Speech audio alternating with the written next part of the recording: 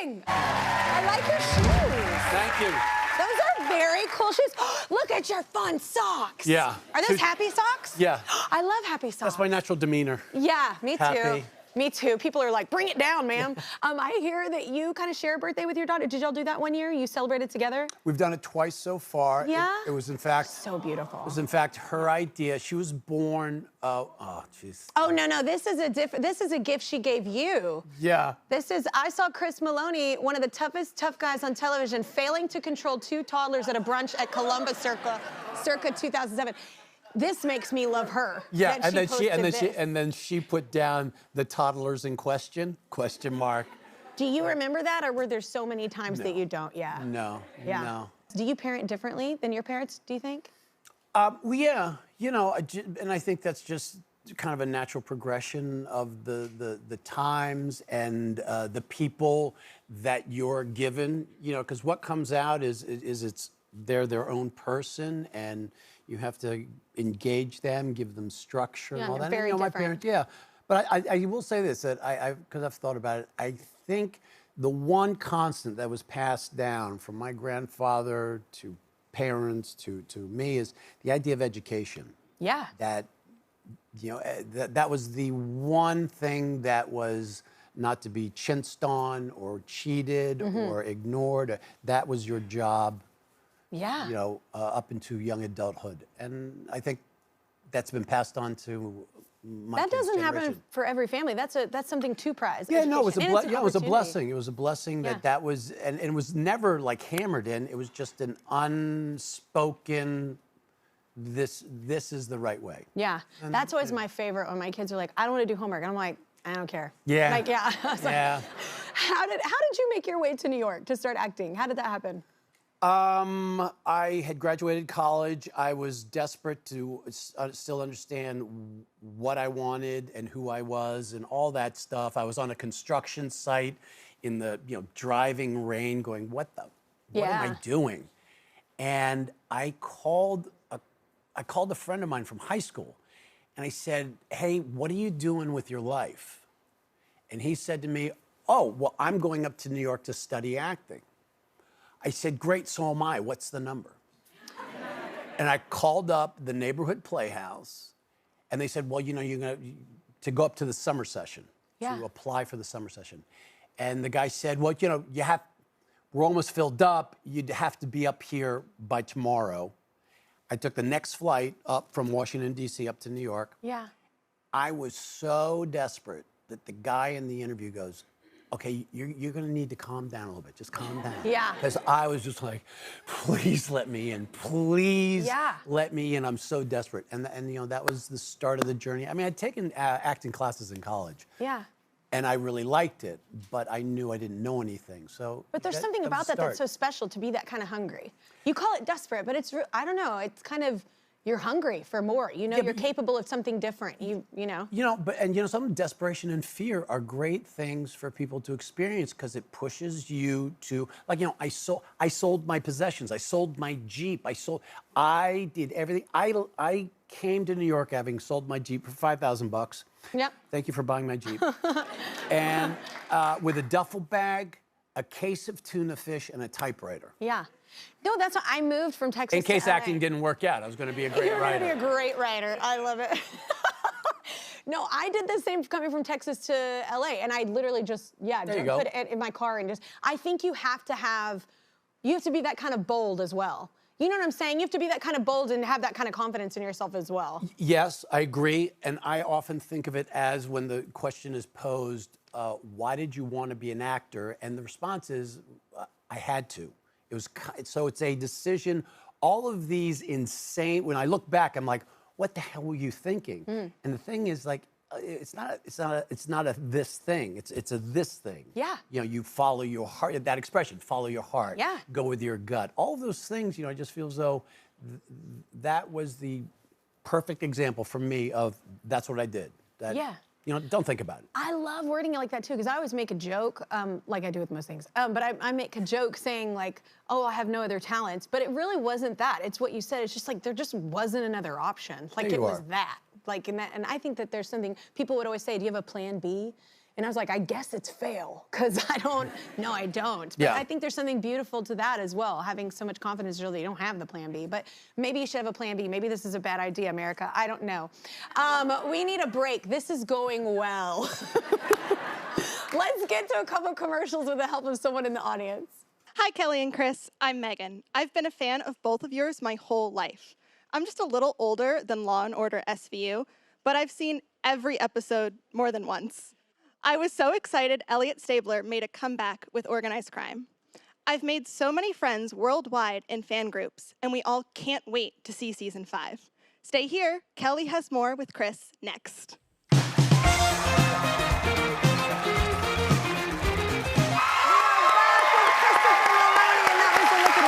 Law & Order, Organized Crime, season 5 premieres this Thursday on NBC and Peacock, y'all. Before we get to what's new this season, your voice, I just said something to you. You have one of the most, it has such its own identity. You have such a great voice. Like its own zip code. No, it's just like, so I don't know, I can always, like, you can hear your voice and know it's you right away. That's magical. Anyway, it's a very cool gift. Thank you. Look, I hear things a lot. Says the singer. Well, Says that's what I'm saying. the magic pipes. Sonically, I'm always listening to things. So I was like, God, he's a good voice. So it was like, yeah. All right, what's new this season? What is new? Well, first of all, there are only 10 episodes. Oh. But there's a lot of family, a lot of, we have Jason Patrick. We have a lot of brotherly engagements, me, Dean Norris, Mike Trotter. I'm always with my mother. God. Oh, God, I love her. Yeah, you know, and we're trying to organize crime, you know.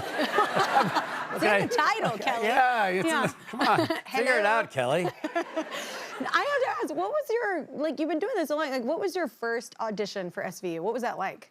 Did you crush it? You know what was cool is I skipped the line, I think because I was on Oz, and Dick Wolf, who is the big boss of all things Law & Order, knew Tom Fontana, who was the showrunner from Oz. They both came up through the writers' ranks. So I think Dick had seen Oz and my character on Oz, and there was something, I don't know, that he saw in me and what I was doing anyway. So I got to do my first reading with Dick Wolf. Great. Yeah. And then they called me back after 3 weeks. Long time, guys. What are we trying to do here? And I meet with Dick and another executive. Okay, great. And I don't hear for a month. So I fly off to Hawaii because I'm like, well, you know. Yeah.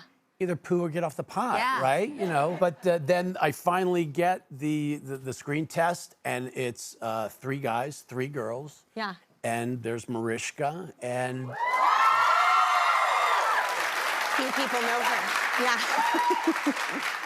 Did you know? I'm so glad they do know her because I didn't want to explain the whole thing of who Mariska is. That would be a lot. Yeah. Oh, yeah. Did you know right off the bat that y'all would be friends, like real friends? Because not everybody. Pretty quickly from the start. What I did know was, because we went in separately, did a scene against a reader, each person, and then they paired us up. Yeah. And when I heard that, I went, whoever's paired with her, that's who they want. And they paired me with her. Yeah. And I went, the fix is in. Yeah. I'm as good as gold. I love that's gonna be so good, yeah. Oh my God, well, speaking of Mariska, she had this to say about you on our show. I know, Chris Meloni has my back and he'd kill anybody that messed with me. So, we just wanted to keep that little chunk of it. Question is, where are the bodies buried? No, I love that. She was so sweet. She was so, and I love her in person. She was so nice. We randomly ran into each other at an award thing, and she made my daughter feel so special. She's such a special person. Yes. Like, she genuinely, like, loves you, and, like, y'all have such a cool relationship. Yeah. And I think that's special for all the fans that love the show so much. It's really cool. Yeah, that doesn't always happen.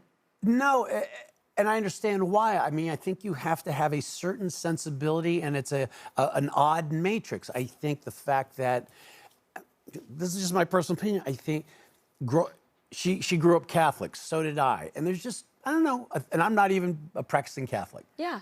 There's something in that. There's a commonality don't know what it is. From childhood days, too, probably, yeah. Say it again? From, like, your childhood, maybe bring you... Maybe so. Or a way of viewing the world. I don't know what it is. I can't quite put it into words, but I do feel it. Yeah. I feel that we're speaking the same language here. We're cool. Yeah. It's all good. That's great. All right.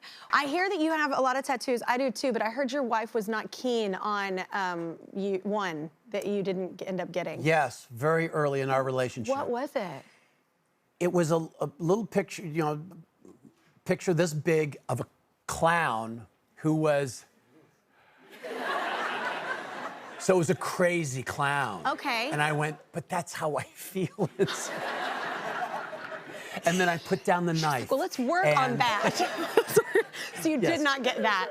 She wouldn't let me get that. Yeah. She was like, yeah, I that's should a have stood deal my ground, breaker. though. I still miss that crazy clown. Oh, my God. I'd like it like on my back or something. Well, here's the thing. If you... No, I'm with her. I'm like, wait, we need another break. We're going to come back and start over. Season 5 of Law & Order. Organized Crime premieres this Thursday on NBC and Peacock. Christopher and I will test how well we know famous Law & Order guest stars when we get back. I'm going to kick your ass. You are going to kick your ass. Welcome back. Christopher Meloni is hanging with us, y'all. So right now you can see him on Law & Order Organized Crime on Peacock, where they organize crime. We covered it. He's also been in Law & Order SVU and Good Old Law & Order. The franchise is so popular, many famous actors have had their starts or guest roles on the show. But can Christopher and I guess who has and who has not been part of the franchise? Don't fail. It's time to find out with a game called... In Order or Out of Order. Dun dun. We'll see a photo of an actor and I'll read a description of the character they allegedly played. Then Chris and I will guess if that actor and character really were on one of the Law & Orders or not. If we get 5 correct, the audience gets a prize. So you get a prize, yeah. Here's the first. Carol Burnett as a former dancer, Birdie Soloway, suspected of killing her... You can't actually participate! Yeah, I mean, wow. Suspected of killing her husband and having an affair with her nephew, Chet. Of course the nephew's name is Chet. And if Chet is your name, it's a solid name. Yeah. What do you think? I think yes. I think yes, too. Let's see the truth. Okay. You can't answer. Hold it in. Guys, eyes on your own paper. Oh, please. Eyes on your own paper? Next one. Here we go. Okay. George Clooney as a stockbroker who's arrested when his business card is found on a dead clown. No. I remember him in Roseanne. I don't remember him on Law & Order. Do you remember him in Law & Order? I don't remember him on Law & Order. No, the dead clown is the one that... tipped you off? I want that tattooed on me. Not George Clooney, the dead clown. George Clooney as a clown, as a scary clown. That's the tattoo. Okay, I don't think so. You don't think so? Okay, let's see the truth. No. I say out of order. Yes! Yes! Yes! That was hard and aggressive. My bad. We got this. Bradley Cooper as a smug, creepy, semi-racist lawyer who is a big fan of obstructing justice. What do you think? Because y'all keep cheating! Quit cheating! Okay, what do you think? I'm gonna say yes. Yes. Okay. Let's see the truth. Let's see if our audience knows. In order. We should have just had the audience play it for their own damn gift. All right, next one. Elizabeth Banks as a desperate mother who turns to selling nudes to pay her daughter's medical bills. That's believable because she is beautiful. Yep. Okay. Yeah, I'm gonna say, what do you think? I say yeah. Yep. Yeah, I say yeah. Yeah. I think that's it. Let's see the truth. Yeah. Yeah.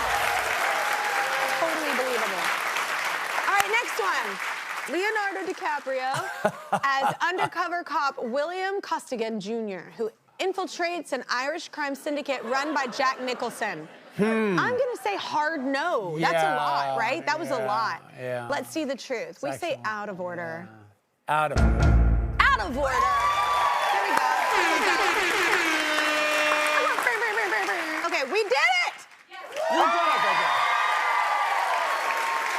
Chris has seen his fair share of crime as Elliot Stabler to help protect you from break-ins, road rage, and other incidents. Next Base's Smart IQ Dash Cam offers ultimate security, allowing you to monitor your car from anywhere in the world. Everyone in the audience is going home with the Next Base Smart IQ Dash Cam!